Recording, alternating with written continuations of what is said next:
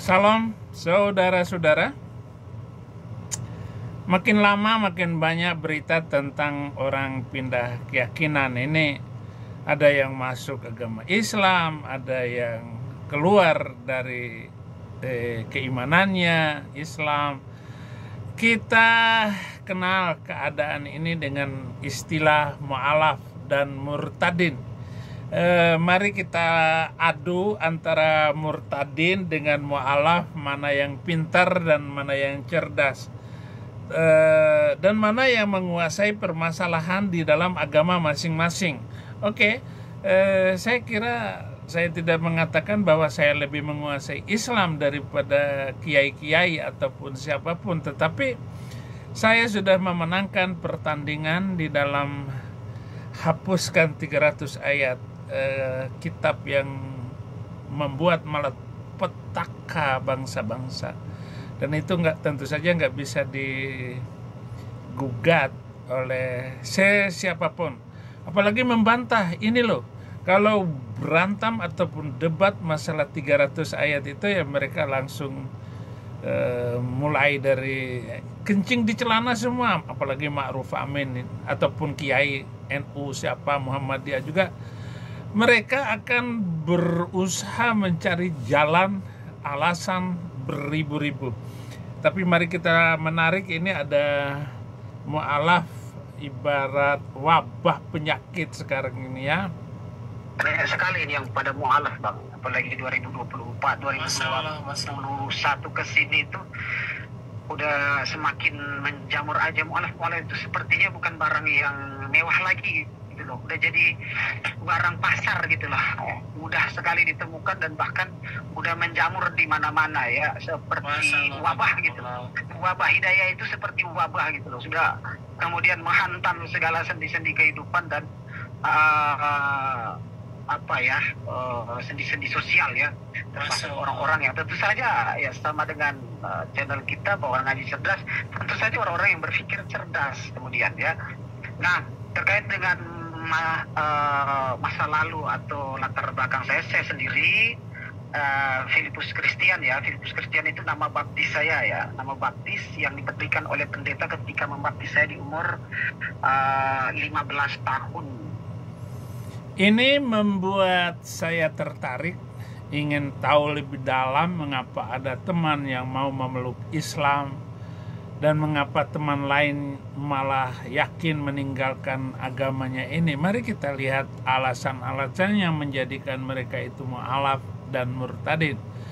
Tentu saja Anda sudah dengar kesaksian-kesaksian para murtadin yang luar biasa ini meninggalkan dengan perjuangan.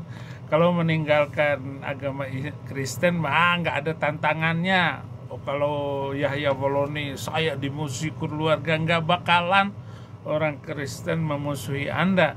Misalnya Angelina Sondah itu kan, bapaknya malah mendukung anaknya masuk ke Islam, dibuatnya sedemikian rupa. Ini jangan bohong ya, jangan banyak bohong. Beda dengan saya ataupun murtadin yang lainnya. Dan bagaimana kok bisa yakin dengan kepercayaan yang kita anut? Dinamika kehidupan, ada mu'alaf dan murtadin. Saya dibesarkan dalam keluarga yang memeluk Islam. Walaupun demikian ada anggota keluarga besar saya juga yang pindah keyakinan menjadi Nasrani, hidup dalam toleransi sosial yang baik. Itu yang terjadi di Medan maupun di Manado seperti kesaksian ini. Tetapi khusus untuk saya, orang Bima, lebih keras lagi. Ataupun kalaupun saya orang Makassar, saya harus menyembunyikan diri dari lingkungan sosial pertama itu untuk mencari dan membangun dinamika sosial baru dan komunitas baru di tempat yang baru tentu saja. Kenapa? Karena nggak bisa tenang hidup di tengah-tengah Muslim itu. Seperti yang ditulis di dalam Alkitab, misalnya Mazmur 120 ayat 5 dan 6 dan 7, aku ini cinta damai, tetapi apabila aku berbicara mereka menghendaki perang. Secara umum mu'alaf itu berarti seseorang yang baru saja memeluk Islam. Artinya mu'alaf itu orang yang sedang diikat hatinya. Fa'allafa baina qulubikum fa asbabtum binikmatih ikhwana. Surat ketiga ayat 103, saudara-saudara. Sebaliknya murtadin adalah seorang yang meninggalkan Islam dan pindah untuk memeluk kepercayaan lainnya, dan itu ancamannya kalau menurut hukum Islam. Orang murtadin itu ancamannya potong bebek angsa masa dikuali, leher putus, membadala dinahu faktuluh. Barang siapa yang menukar keyakinannya, ngek. Dalam hal ini ingin tahu apa alasan mereka pindah keyakinan. Karena itu saya berdiskusi dengan teman-teman yang mu'alaf, terutama si Kainama, Kain-Kain itu. Begitu debat di Sarinah dulu terkencing-kencing saya bikin. Apa alasannya? Ada 5. Sebab begini, rata-rata mereka konsep tauhid menarik. Pertama, teman saya mengatakan bahwa ia percaya ada satu Allah. Konsep banyak dewa malah membingungkannya. Dalam hal ini Islam paling giat menyatakan menyembah satu Allah saja. Kesederhanaan konsep tauhid ini memang tidak memerlukan berkerut jidat kalau untuk sekedar membahasnya. Apalagi mempercayai Allah itu la ilaha illallah, la ilaha. Itu kalimat yang harus diulang-ulang. La ilaha, hanya membayangkan satu Allah, la ilaha illallah. Enak, gampang. Itu. Kemudian ibadahnya teratur dan terasa khusyuk.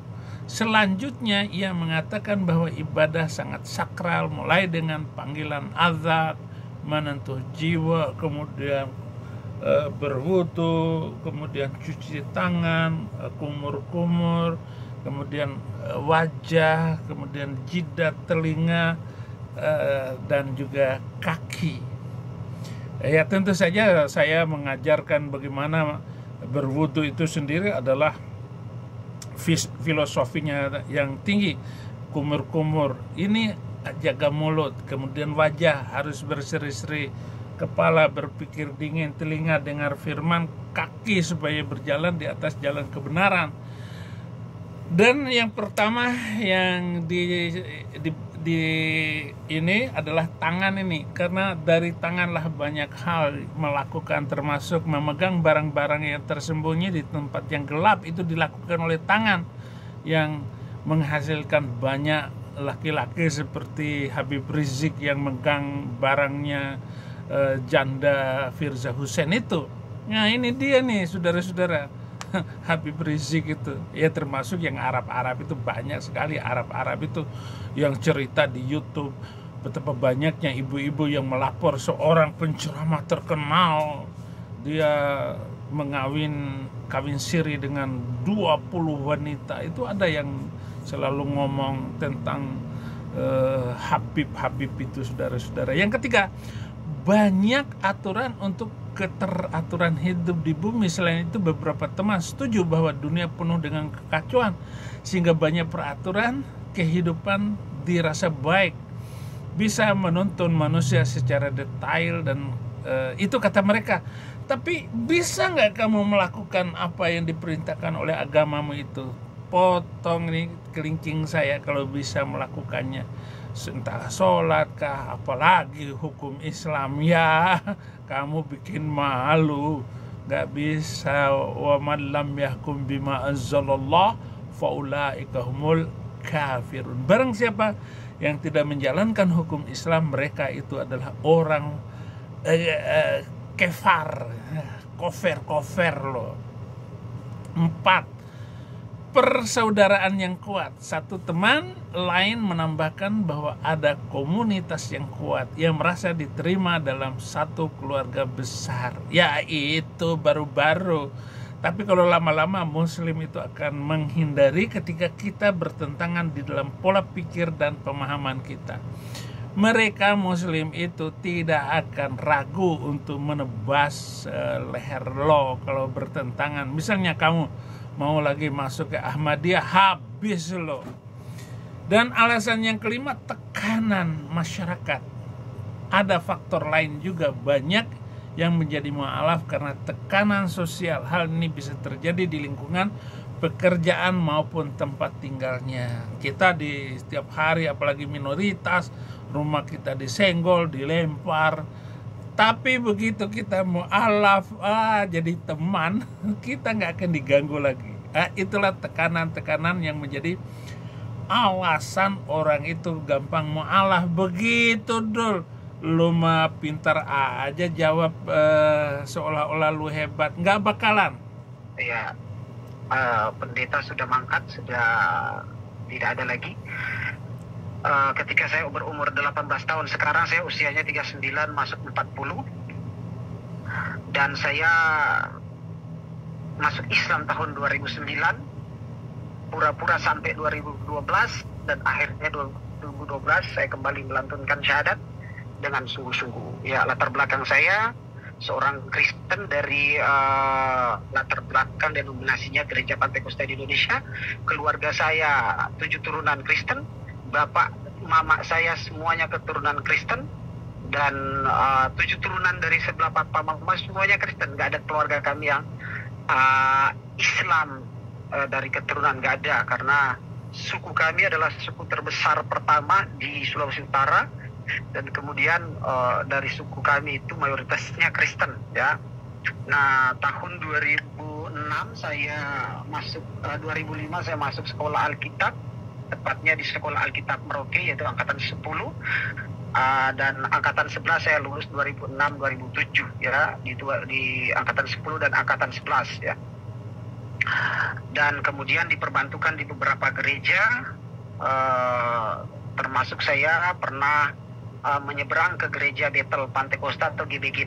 Ya, kalau kamu menyeberang antar gereja ke gereja sih ya nggak terlalu permusuhan, tetapi begitu Anda menyeberang ke agama Islam, kamu binasa. Ada hal yang mengejutkan dari wawancara saya dengan teman-teman saya yang sudah mu'alaf, itu semua alasan di atas bisa dipahami. Semuanya menguatkan kepercayaan yang saya yakini selama ini. Memang dalam agama yang mu'alaf sangat menggembirakan bahwa mereka perlu mendapatkan dukungan, salah satunya dengan zakat. Jadi harus dikeluarkan zakat dan Anda harus membantu mereka sampai bisa ekonominya itu kokoh. Kalau belum kokoh ekonominya ya tetap aja disebut mu'allaf, fa'allafa baina qulubikum fa asbahtum, dan kami rayu hatinya itu, membuatnya hatinya itu selalu tertarik dan kita harus senyum-senyum terus. Tetapi kalau sudah selesai kuat ekonominya, Anda harus membantu mu'alaf yang lain. Sesungguhnya zakat-zakat itu hanyalah untuk orang-orang fakir, para mu'alaf yang dibujuk hatinya sebagai sesuatu ketetapan yang diwajibkan di dalam surah ke-9 ayat 60. Namun saya terkejut melihat berita di internet dan sosial media bahwa berbagai macam negara banyak sekali murtadin. Nah itu di Iran itu sudah lebih dari 1 juta Muslim meninggalkan dan banyak sekali masjid yang kosong. Itu harus diakui. Saya menjadi heran mengapa mereka rela meninggalkan kepercayaannya, padahal ada ancaman hukuman yang keras bagi yang melakukannya. Kalau kamu keluar dari Kristen, siapa yang peduli? Ya paling ya anakku, kembalilah kepada Yesus. Dia itu sangat mengasihi kita. Lah kamu manusia pemberontak dari Sulawesi, ya tetap saja kamu nggak mau. Sesungguhnya orang-orang yang beriman kemudian kafir, maka sekali-kali Allah tidak akan memberi ampunan kepada mereka. Surat An-Nisa 137. Nggak ada ampunan kalau kita meninggalkan Islam. Bahkan di surat ke-9 ayat 82, in tastaghfir lahum am lam tastaghfir la yastaghfir lakum walau sab'ina marrah Walaupun kamu 70 kali meminta ampun bagi mereka, sekali-kali Allah tidak akan mengampuni mereka itu karena kekafiran, yaitu telah meninggalkan Islam. Tetapi saya tantang semuanya ini, saya lawan semuanya. Kenapa? Karena Kristen lebih indah. Walaupun tantangan dan besar sekali ancamannya, bahkan banyak yang murtad di wilayah Timur Tengah. Ada berbagai survei ilmiah yang membuktikannya, salah satunya dari lembaga riset Gaman pada tahun 2020. Mereka melakukan penelitian di Iran. Mereka menemukan bahwa 22,2 penduduk Iran telah murtad, maksud saya. Lalu dari yang masih menjalankan agamanya tinggal 59,5%. Jadi tidak sholat. Mereka tidak sholat lagi. Ngapain sholat? Kebohongan demi kebohongan itu. Salah satu contoh saja ya. Siapa sih yang mampu, artis misalnya Nania Idol yang telah murtad? Jadi dia murtadin, kemudian berapa tahun lalu dia balik lagi ke Islam. Itu sebenarnya nggak bisa diterima, walaupun dia 70 kali didoakan sama Nabi Muhammad, nggak akan diterima. Tetapi kalau kamu datang lagi, Tuhan Yesus tetap mengampuni kamu, Nania Idol. Ya. Tadi malam saya main TikTok itu, bagaimana seorang di Kalimantan Barat itu menangis. Nangis dia karena ini setelah disuruh open kamera, kemudian dia bangga sebab sehari sebelum besok dia mau masuk Islam, dia nonton YouTube saya. Ini orang yang Pendeta Saifuddin Ibrahim ini baru saja masuk Kristen tapi berani sekali. Makanya dia nangis tadi malam. Sampai anaknya dan suaminya yang Muslim itu sudah menjadi orang Kristen. Ya, menjadi orang Kristen. Bertahan walaupun kamu susah di dalam keimananmu. Bertahan terus supaya dapat pengampunan Tuhan. Hidup hanya sebentar di dunia ini. Inilah yang memicu rasa saya tetap bertahan di dalam iman walaupun kesulitan yang menerpa saya, dikejar-kejar masa bodoh. Penderitaan yang saya alami ini belum seberapa daripada penderitaan Tuhan Yesus Kristus dan penderitaan Paulus, sang penginjil idola Pendeta Saifuddin Ibrahim. Marah nama saya itu Paulus Abraham Moses, PAM itu. Kalau almarhum ayah rohani saya, Pak Jos Lamel. Siapa anak rohaninya Jos Lamel yang ada di Jakarta, di Kalimantan Barat, Bejibun, anak rohaninya. Masih ingat Jos Lamel? Ya, saya adalah anak kekasihnya. Bahkan lebih sayang saya daripada anaknya sendiri itu, Jos Lamel itu. Nah, Jos Lamel ini menjadi orang yang membanggakan saya. Pendeta Jos Lamel itu sayang sekali sama Pendeta Saifuddin Ibrahim, anak rohaninya. Nah, pernah suatu hari itu saya disuruh dengan istri untuk datang ke kantornya di lantai atas sono, saudara-saudara. Pak Jos Lamel itu hanya menasehati, jangan bercerai, katanya. Saya tidak akan bercerai kecuali ada orang yang meninggalkan saya, terserah, lu pergi, masa bodoh gitu. 6 alasan menjadi murtadin. Saya menanyakan kepada banyak orang karena saya sudah mewawancarai banyak murtadin, anak-anak rohani saya, mereka yang bertahan imannya, bahkan orang yang sudah mu'alaf itu balik lagi. Pernah sekali di Nias itu 15 murtadin, 15 mu'alaf balik lagi terima Yesus. Saya baptis di mana itu, di Nias. Saya sambil mengajar di STT, saya mengajar di gereja-gereja di mana-mana itu. Termasuk di dalamnya ya saya pindah kepercayaan karena tidak ada kepastian sorga.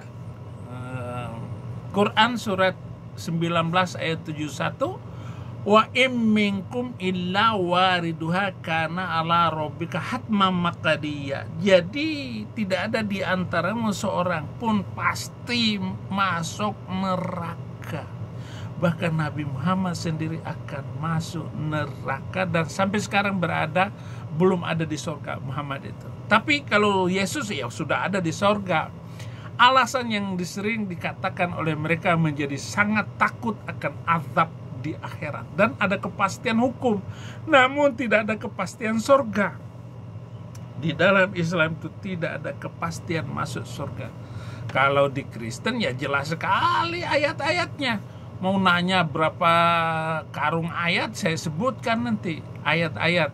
Lu mau nanya tentang kepastian masuk surga itu. Kepastian hukum di dalam Islam itu dalam keadaan begini mereka menjadi sangat tertarik pada kasih Allah dan jaminan surga. Padahal kita ini manusia pasti banyak dosa, semua amal tidak mampu menutup banyaknya kesalahan yang kita perbuat. Jadi hati-hati bung semua, hati-hati kamu ya yang siap-siap menjadi mu'alaf. Lu ngeri hidupmu. Itu Yahya Waloni. Ingat baik-baik. Kalau sudah masuk Islam, jangan ngata-ngatain Tuhan Yesus. Jangan menghina Tuhan Yesus ya. Ngeri. Bahkan di sana itu di dalam Islam surah ke-66 ayat 8 dikatakan begini, hai orang-orang yang beriman, bertaubatlah dengan Allah kepada Allah dengan taubat yang murni, mudah-mudahan. Jadi masuk surga mudah-mudahan. Lu nggak bisa ngelawan saya, nggak bisa ngelawan murtadin. Siapa sih yang bisa melawan murtadin? Masalah kepastian hukum di dalam agama, di dalam masuk surga itu. Inilah yang menarik dari seluruh rangkaian alasan para murtadin, yaitu kepastian masuk surga. Yang kedua, berbagai aturan sangat memberatkan. Selanjutnya, ada banyak peraturan ibadah yang umat perlu jalani seumur hidup dan sangat sulit memenuhi semuanya dengan baik. Contohnya berbagai peraturan saat akan sholat, puasa. Umat juga perlu memenuhi semua kewajiban puasanya. Jika bolong perlu menebus utang puasa tersebut di waktu yang berbeda. Terlebih lagi harus menanggung hutang puasa dari orang tua yang telah meninggal. Bahkan kita harus menghajikan bapak dan ibu kita untuk pergi ke Mekah. Kalau enggak itu berdosa anak cucunya itu tidak menghajikan bapaknya. Adik-adik saya ketika saya kumpulkan semua, apa yang harus kita lakukan terhadap harta orang tua kita ini? Kata adik saya, kita harus jual itu harta untuk menghajikan mama kita. Saya bilang, saya bodoh lu, dasar botol. Makan aja itu enak aja, gak usah dijual, enak aja, tanah cuma seupil kayak begitu mau dijual sebegitu. Itu cara berpikir. Saya bisa berpikir seperti itu ya karena saya sudah jadi orang Kristen. Coba kalau saya sebagai anak pertama, anak sulung dari keluarga saya itu, apa jawaban saya? Iya juga ya dek ya, mari kita jual. Apa enggak botol macam begitu. Dalil yang ketiga, alasan kesetaraan itu. Dalil mengenai kesetaraan wanita. Ada tertulis wanita kurang akal, setengah agama dan setengah akalnya. Sehingga penghuni neraka paling banyak adalah kaum wanita. Sahih Bukhari 293, juga wanita datang dan pergi berbagai sotan syaitan itu. Sahih Muslim 2491. Dan banyak katanya dari Nabi Muhammad itu melihat bahwa banyak dari wanita itu di neraka, sehingga nanti laki-laki itu akan bertemu banyak bidadari, 72 bidadari masuk akan melayani suaminya di surga. Nah, bagaimana kalau istrinya itu nggak taat, nggak masuk surga? Ini dia, saudara-saudara.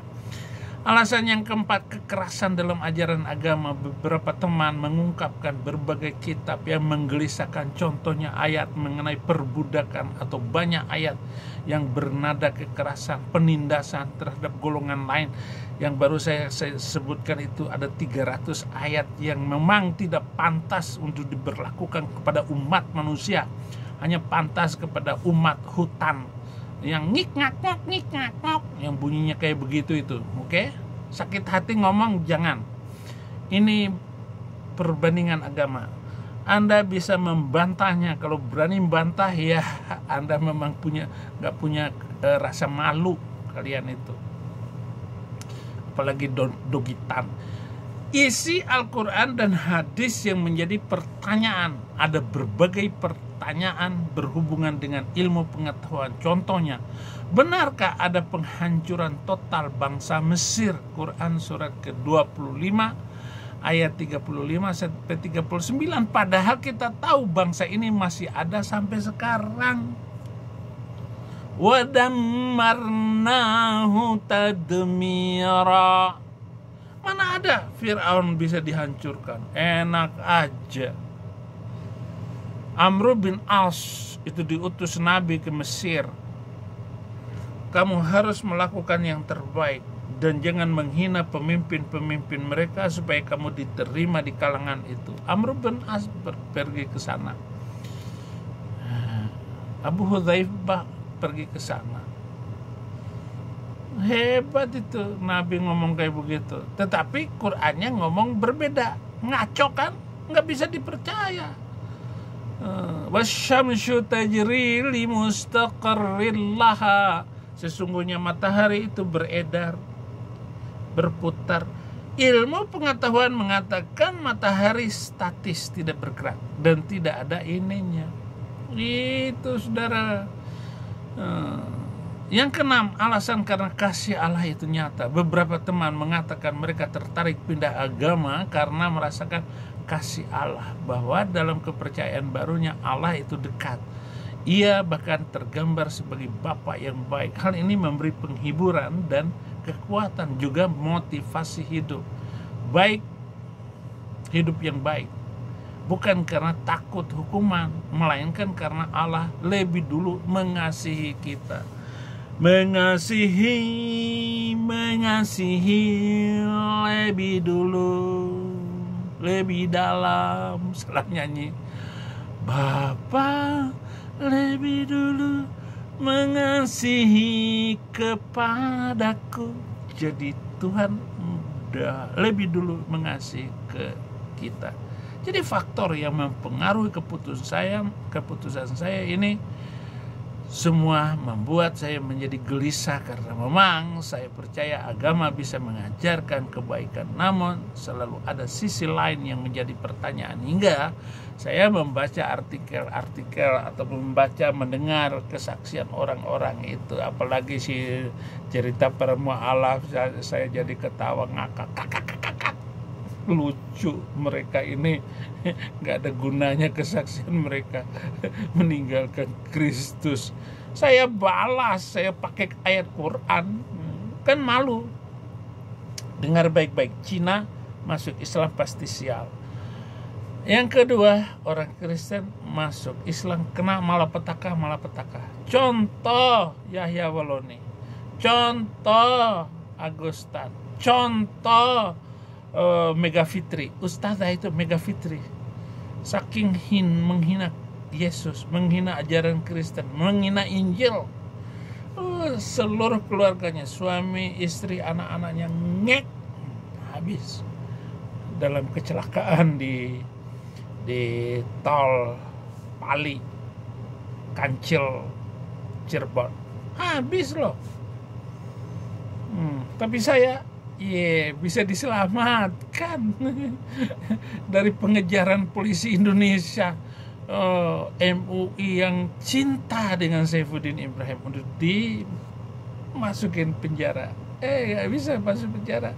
Makanya nih, serbannya ini. Sorbannya nih, kamu pakai yang putih, saya pakai yang merah. Hebat kan? Intinya bukan tentang agama, tapi tentang Allah. Karena agama adalah cara manusia mendekat kepada Allah. Sedangkan Allah yang penuh kasih mau menyelamatkan manusia. Yohanes 15 ayat 16, ma antum takhtaruni walakin ana akhtartuka anta. Bukan kamu yang memilih aku, kata Yesus, tetapi aku yang memilih kamu. Jadi saya ini manusia pilihan. Kalau kamu adalah manusia yang tidak perlu lagi, buang loh, ngek loh. Jadi ia yang berinisiatif mendekat dan menunjukkan jalan. Aku ini telah memilih engkau. Dengan tanganku aku telah memegang tanganmu, aku telah membentuk engkau dan memberi engkau menjadi perjanjian bagi umat manusia, menjadi terang untuk bangsa-bangsa. Jadi kita ini menjadi terang untuk bangsa-bangsa. Ini yang membuka mata saya bahwa memang manusia tidak mungkin memenuhi semua aturan Islam.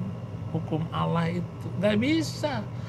Apalagi hukum perintah Taurat itu ada 613 hukum Taurat yang harus dipenuhi. Kalau Islam cuma beberapa bagian aja harus naik haji. Yang berat itu kan sholat 5 waktu itu. Lihat, lu akan banyak meninggalkan sholat dan suatu saat kamu akan kecewa menjadi orang Islam. Di dalam Kristen, Allah yang mau menolong kita. Kamu tinggalkan Tuhan loh. Ya, yang ada di salah satu tempat di daerah Merauke.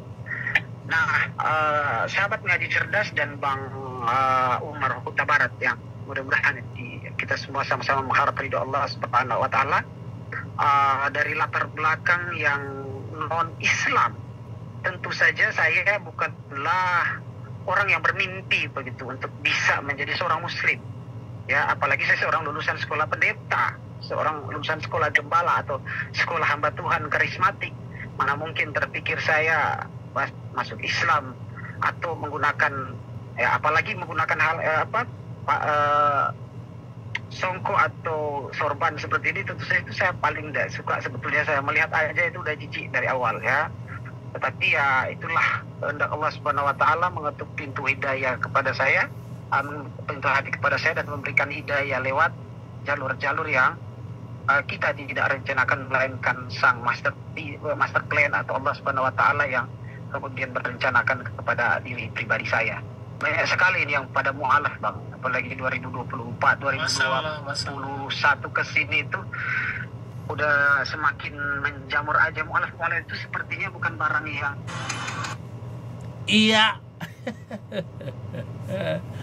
Allah yang mau menolong kita, sebab tidak seorang pun yang mampu berbuat baik dengan Allah oleh karena orang itu melakukan hal-hal yang terdapat dalam hukum agama. Sebaliknya, hukum itu cuma menunjukkan kepada manusia bahwa manusia berdosa. Caranya hanya kalau manusia percaya kepada Yesus Kristus, kepada Isa Al-Masih.